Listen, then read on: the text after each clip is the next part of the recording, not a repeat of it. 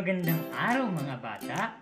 Ngayong araw ay tatalakayin natin ang tungkol sa ang ating kapaligiran. Pagkatapos ng ating aralin ay inaasahang nailalarawan ang kapaligiran na binubuo ng mga bagay na may buhay. Naihahambing ang malinis at maduming kapaligiran. At natutukoy ang mga dapat gawin upang mapangalagaan ang kapaligiran. Pero bago tayo magsimula, magbalik na muna tayo. Panuto, tukuyin ang mga salitang inilalarawan sa pangungusap. Isulat ang sagot sa loob ng kahon. Para sa unang bilang, ito ay tumutukoy sa lugar na kinaroroonan ng isang bagay.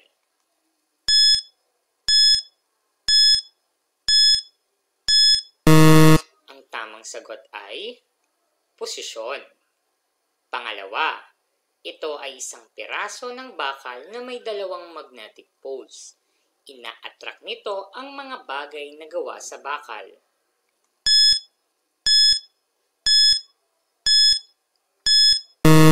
Ang tamang sagot ay magnet. Pangatlo, ito ay tumutulong upang makita natin ang kagandahan ng ating paligid.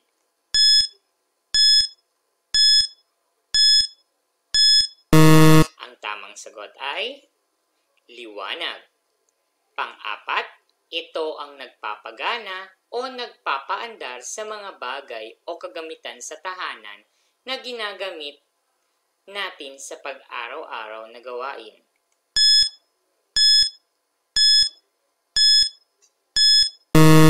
Ang tamang sagot ay kuryente. At panghuli, ito ay ating naririnig mula sa tinig ng tao o indayog ng musika na naririnig ng ating mga tenga.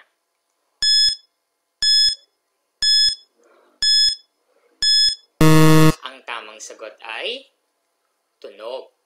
Magaling mga bata!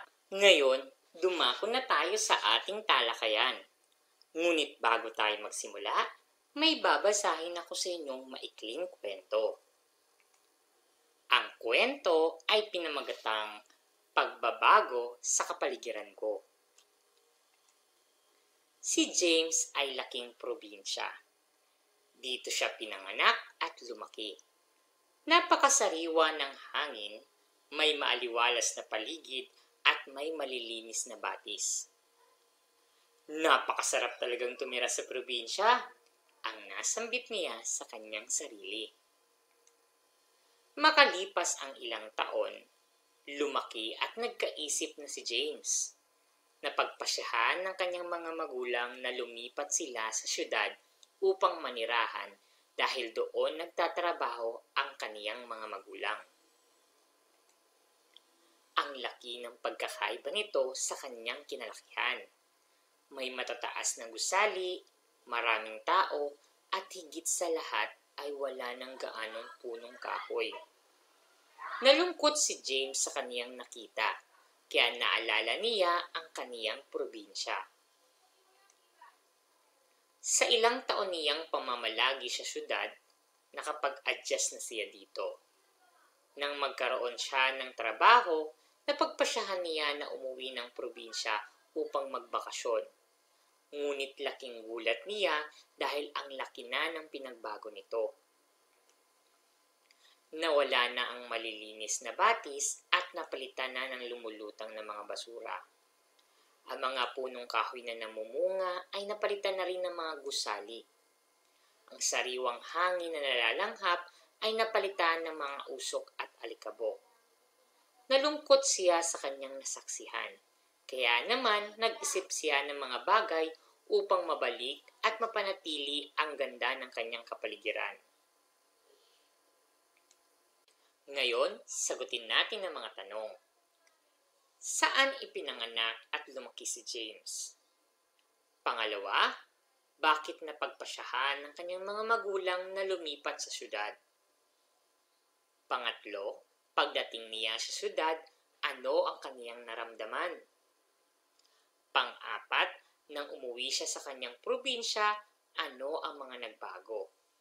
At panghuli, ano kaya ang mga dapat nating gawin upang mapangalagaan at mapanatili ang kalinisan ng ating kapaligiran? Ngayong araw ay tatalakayin naman natin ang pagkakaiba ng malinis at maduming kapaligiran at paano ba natin mapapangalagaan ito. Ang kapaligiran ay isang lugar o kondisyon na kung saan ang isang tao, hayop o halaman ay nabubuhay.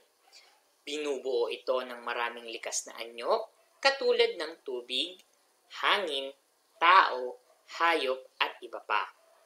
May dalawang uri ng kapaligiran. Ito ay ang malinis at maduming kapaligiran.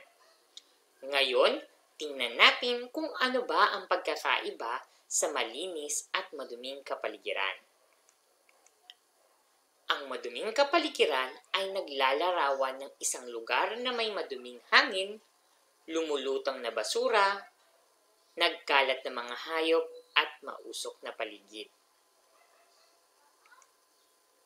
Ano ba ang maaaring mangyari kapag madumi ang ating kapaligiran? Ang maduming kapaligiran ay maaaring makapagdulot ng sakit at iba't ibang sakuna katulad ng baha. Isa sa dahilan ng pagbaha ay pagpagbara ng mga basura sa mga kanal. Ano ba ang maaaring mangyari kapag madumi ang ating kapaligiran? Ang maduming kapaligiran ay maaaring makapagdulot ng sakit at iba't ibang sakuna katulad ng baha. Isa sa dahilan ng pagbaha ay ang pagbabara ng mga basura sa mga kanal. Ano naman ang malinis na kapaligiran? Ang malinis na kapaligiran ay naglalarawan sa malinis na paligid at may sariwang hangin. Ito ay lugar na walang nakakalat na basura at may malinis na tubig. Ano ba ang maaaring idulot ng malinis na kapaligiran? Ang malinis na kapaligiran ay maaaring makapagdulot ng kasiyahan, kaginhawahan at walang sakit sa pamayanan. Ano ba ang mga dapat nating gawin upang mapanatili ang kalinisan at kaayusan ng ating kapaligiran? Una, itapon ang basura sa tamang lalagyan. Pangalawa, ihiwalay ang mga nabubulok at hindi nabubulok na basura. Pangatlo, magtanim ng mga puno. Pang-apat, tumulong sa paglilinis ng kapaligiran. Panlima, itali o bigyan ng maayos na tirahan ang mga alagang hayop. Pang-anim, i-recycle ang mga bagay na maaari pang magamit, katulad ng bote at mga papel. At huwag magtatapon ng basura sa mga ilog at batis. Iwasan din ang pagsusunog ng basura, lalo na ang mga plastic dahil nakakasira ito sa ating ozone layer.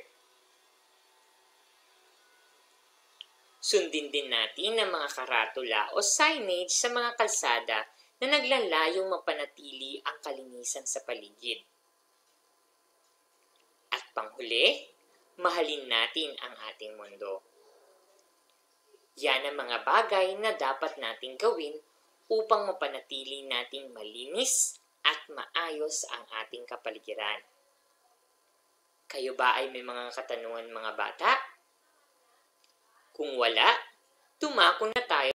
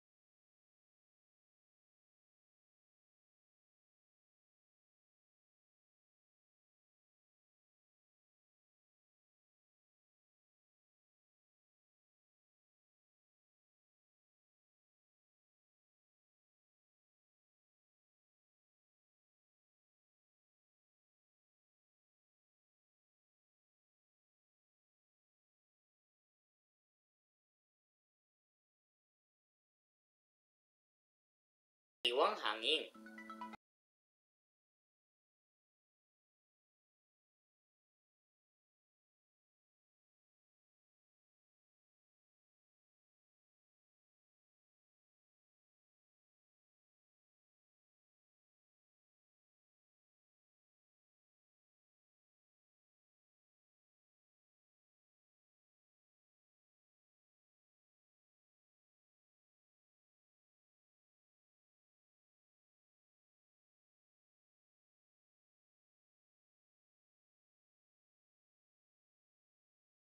Giran naman ay naglalarawan.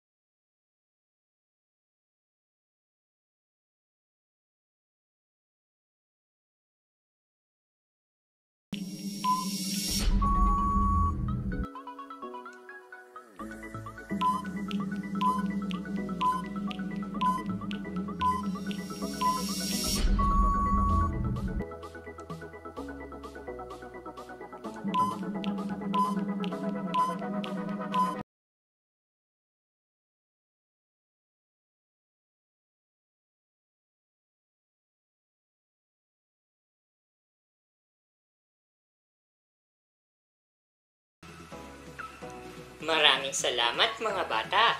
Sana ay may natutunan kayo sa araw na ito. Hanggang sa muling pakikinig. Paalam!